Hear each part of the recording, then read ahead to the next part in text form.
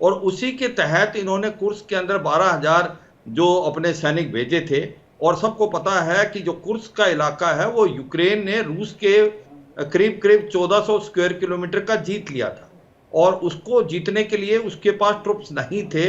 रूस बहुत कोशिश किया मगर वो इलाका नहीं जीत पाया।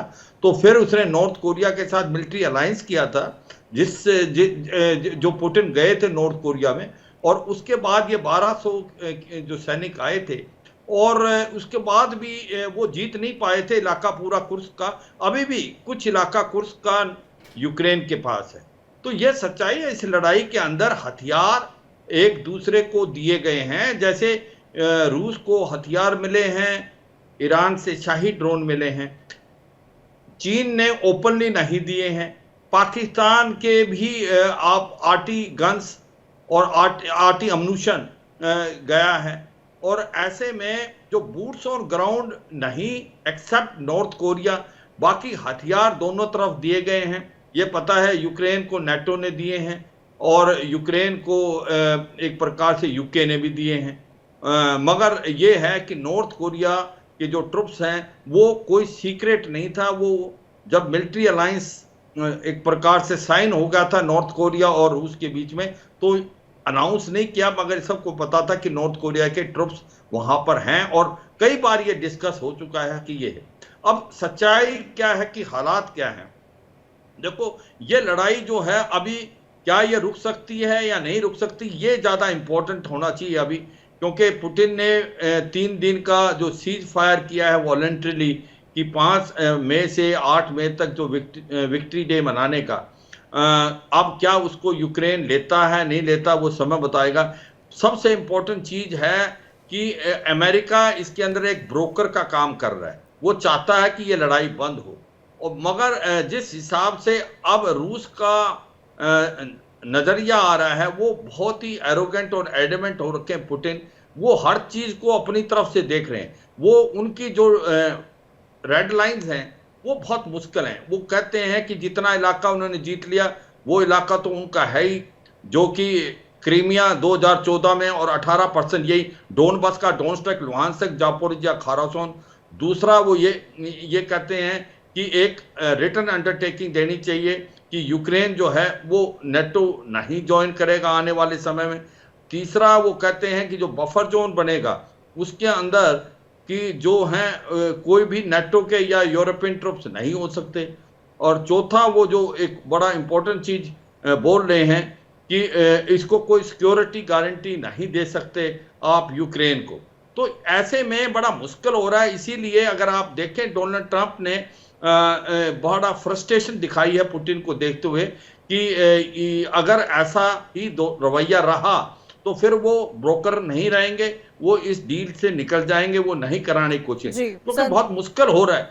अब जो यूक्रेन है, यूक्रेन बाय एंड लार्ज वो टर्म्स एंड कंडीशन जो अमेरिका बता रहा है वो एग्री कर रहा है, क्योंकि मिनरल डील साइन करने वाले हैं अमेरिका और यूक्रेन। और जेलेंस्की को समझ आ गया है कि जो अमेरिका बोल रहा है उसके तहत ही उसको जाना चाहिए, क्योंकि उसके पास और कोई चॉइस नहीं है। ये लड़ाई नहीं लड़ सकता नेटो के साथ, ये इसको अमेरिका की हेल्प चाहिए। तो जेलेंस्की अब मुझे लगता है मानने को तैयार है, मगर पुतिन जो है वो नहीं तैयार। और पुतिन क्यों नहीं तैयार, उसकी 2 वजह है। क्योंकि पुतिन को लगता है कि जितनी देर ये लड़ाई ज्यादा लंबी चलेगी, स्पेशली अब वो ईस्टर्न यूक्रेन में धीरे धीरे इलाका और जीत रहा है, तो उसकी जो है स्थिति और मजबूत होगी। जो पूरा डोनबास का इलाका जीत लेगा वो, जो कि रशियन स्पीकिंग है, तो मुझे लगता है वो भी एक वजह है कि रूस इतनी जल्दी ये जो सीज फायर प्लस जो नेगोशिएशन में इतना सीरियस नहीं है। मगर ये सच्चाई है कि अमेरिका चाहता है कि ये लड़ाई जल्दी बंद हो, क्योंकि ये लड़ाई बंद नहीं होगी तो फिर ये लड़ाई किस मोड़ पे जा सकती है इसका कोई भरोसा नहीं। तो अमेरिका चाहता है, रूस थोड़ा सा एडमेंट है, यूक्रेन अभी मान रहा है जो शर्तें अमेरिका दे रहा है। मुझे लगता है कि अब रुकनी चाहिए। अगर ये अब नहीं रुकी तो फिर ये बड़ा मुश्किल हो जाने वाली है। और इससे पूरे वर्ल्ड की स्थिति खराब हो रही है। बिल्कुल, और फूड, इसी को लेकर फर्टिलाइजर हर लगातार तरफ महंगे हो। जी चर्चा होती थी, क्योंकि जब मुझे याद है जब इस जंग की शुरुआत हुई थी, कई तरह की कवरेज और कई तरह की खबरें लगातार सामने आ रही थी, लेकिन 3 साल का वक्त हो चुका है, स्थिति वैसी की वैसी ही बनी हुई है। संजीव जी, मैं आपसे ये समझना चाहूंगी कि जिस तरह से स्टेटमेंट्स आ रहे हैं और जिस तरह से अमेरिका का भी जिक्र यहाँ पर किया जा रहा है कि सिवाज साहब कह रहे थे कि अमेरिका एज अ ब्रोकर इस सिचुएशन में काम करता हुआ नजर आ रहा है, लेकिन रशिया का टेक क्या नजर आ रहा है आपको आने वाले समय में? अभी जो युद्ध की स्थिति है, इतने पिछले 3 सालों में loss of life, loss of property, loss of military, loss of weapons, कई सारी चीजों का सिर्फ और सिर्फ लॉस ही हुआ है। इन सब के बीच में गोइंग फॉरवर्ड की सिचुएशन क्या नजर आ रही है आपको? देखिए कंचन जी, ये युद्ध अब कंटिन्यू नहीं करेगा, ऐसी मेरा अनुमान है, क्योंकि इस युद्ध की वास्तविकता ये है, रशिया यूक्रेन युद्ध की, कि ये युद्ध वास्तविक रूप से महाशक्तियों के बीच इनडायरेक्ट तरीके से, परोक्ष रूप से लड़ा जा रहा था। एक तरफ यूनाइटेड स्टेट्स ऑफ अमेरिका और नेटो है, दूसरी तरफ रशिया है। यूक्रेन की टेरिटरी का इस्तेमाल एक बैटल ग्राउंड के तौर पर किया जा रहा था। यूक्रेन के सैनिकों के कंधों पर रख करके अमेरिका और नेटो बंदूकें चला रहे थे। रूप से कहना चाहता हूं कि अमेरिका ब्रोकर नहीं है, अमेरिका इसमें एक स्टेक होल्डर रहा है, डे वन से रहा है। और अमेरिका और रशिया के बीच में ये जो युद्ध है वो यूरोपियन थिएटर में एक वर्चस्व की प्रतिद्वंदिता है। ये एक अपने डोमिनेंस को, स्ट्रेटेजिक डोमिनेंस को हासिल करने का एक कॉन्टेस्ट यूरोपियन थिएटर में रहा है, और जिसकी की वजह से युद्ध लड़ा गया। ये युद्ध आप जानते हैं, हम सब जानते हैं कि नेटो के एक्सपेंशन के आधार पर शुरू हुआ था। यूक्रेन नेटो में जाना चाहता था, रशिया इस बात के लिए डिटरमिन था कि हम उसे जाने नहीं देंगे, और रशिया ने यूक्रेन पर हमला कर दिया।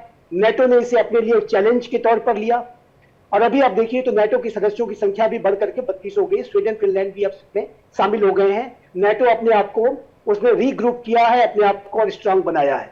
लेकिन अब राष्ट्रपति ट्रंप के आ जाने के बाद अमेरिका के इस रुख में बदलाव आया है कि वो युद्ध आप कंटिन्यू नहीं करना चाहते। तो चूंकि ये युद्ध महाशक्तियों के बीच में ही लड़ा जा रहा था, और एक महाशक्ति अब उसमें नहीं लड़ना चाहती है, तो इसलिए मुझे नहीं लगता कि ये युद्ध अब आगे कंटिन्यू कर सकता है। यूक्रेन के लिए संभव नहीं था कि ये युद्ध वो हफ्ते 10 दिन से ज्यादा लड़ पाता।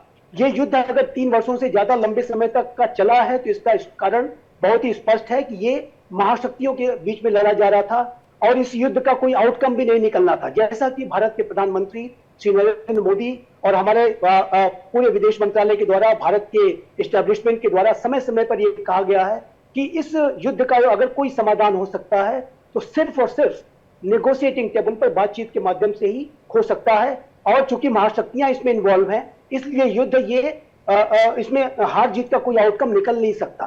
तो मेरा ऐसा मानना है कि अमेरिका अब नहीं लड़ना चाहता, और वहीं रशिया को भी हैवी लॉसेस हुए हैं, और रशिया को अब नॉर्थ कोरिया के सैनिकों का इस्तेमाल करना पड़ा है, ईरान के ड्रोन्स का इस्तेमाल करना पड़ा है। नॉर्थ कोरिया ने बैलिस्टिक मिसाइल्स भी दी हैं, और जाहिर है कि रशिया को हैवी जो पर्सनल्स के भी लॉसेस हुए हैं और इक्विपमेंट्स के भी लॉसेस हुए हैं। तो इसी वजह से रशिया भी अब नहीं चाहता। तो इसी वजह से आप देखिए जो लेटेस्ट डेवलपमेंट ये है कि रशिया के राष्ट्रपति व्लादिमीर पुतिन एक टेम्पररी सीज फायर के लिए तैयार हुए हैं, और राष्ट्रपति डोनाल्ड ट्रंप ने जब निराशा व्यक्त की तो उसके ऊपर रिस्पॉन्ड करते हुए, और आने वाला एक परेड है उसको भी ध्यान में रखते हुए, और एक टेम्पररी सीज फायर की तरफ रशिया ने भी अब सहमति दी है। एक शुभ शुरुआत है, अच्छी शुरुआत है, और मेरा ऐसा मानना है कि एक परमानेंट सीज फायर में भी बदल सकता है, एक पीस डील में भी बदल सकता है। एक और भी मैं इस नॉर्थ कोरिया के एडमिशन के ऊपर मैं बात कहना चाहूंगा कि ये जो नॉर्थ कोरिया का एडमिशन है कि उसने अपने सैनिकों को रशिया यूक्रेन युद्ध में भेजा, ये मेरे असेसमेंट के मुताबिक बहुत ही स्ट्रेटेजिक इसका सिग्निफिकेंस है, क्योंकि अभी तक नॉर्थ कोरिया इस बात को स्वीकार नहीं कर रहा था कि उसने ये अपने सैनिकों को भेजा है।